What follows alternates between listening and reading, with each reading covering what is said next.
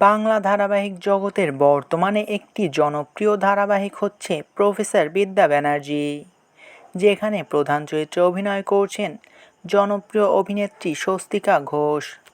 একটি কলেজের প্রতিবাদী একজন টিচারের চরিত্রে অভিনয় করতে দেখা যাচ্ছে এই অভিনেত্রীকে। বলে রাখি, স্টার জলসার এই ধারাবাহিকটি প্রথম থেকেই ভালোই টিআরপি দিয়ে আসছিল, এমনকি একবার বেঙ্গল টপারও হয়েছিল। তারপর থেকেই টপ 5-এ নিজের জায়গা ধরে রেখেছিল প্রফেসর বিদ্যা ব্যানার্জি ধারাবাহিকটি।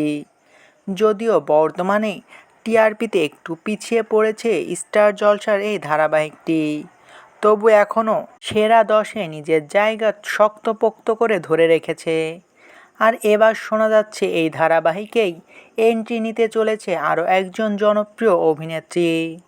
কথা হচ্ছে বাংলা ধারাবাহিক জগতের জনপ্রিয় অভিনেত্রী সম্পূর্ণা মণ্ডলের।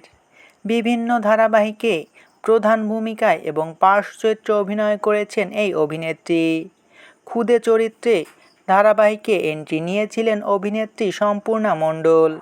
আর তারপরে দুর্গা দুর্গেশ্বরী ধারাবাহিকের মধ্য দিয়ে সর্বপ্রথম প্রধান ভূমিকায় অভিনয় করেন এই অভিনেত্রী। তারপরে একে একে তাকে একাধিক ধারাবাহিকে অভিনয় করতে দেখেছে দর্শকেরা। শেষবারের মতন তাকে অভিনয় করতে দেখা গিয়েছিল হইচইয়ের জনপ্রিয় ওয়েব সিরিজ কালরাত্রি সিজন 2-তে, এবং ছোট পর্দায় তাকে শেষবারের মতন দেখা গিয়েছিল সান বাংলার বসু পরিবার ধারাবাহিকে প্রধান ভূমিকায় অভিনয় করতে।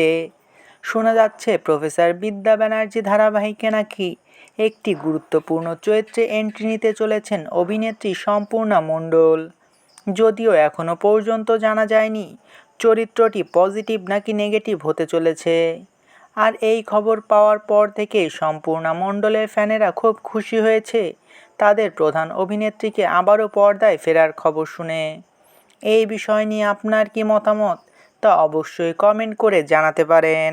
ভিডিওটি ভালো লাগলে চ্যানেলটিকে সাবস্ক্রাইব করে আমাদের সাথেই থাকবেন। আপনাদের ভালোবাসায় আমাদের সামনে এগিয়ে যাওয়ার শক্তি যোগায়।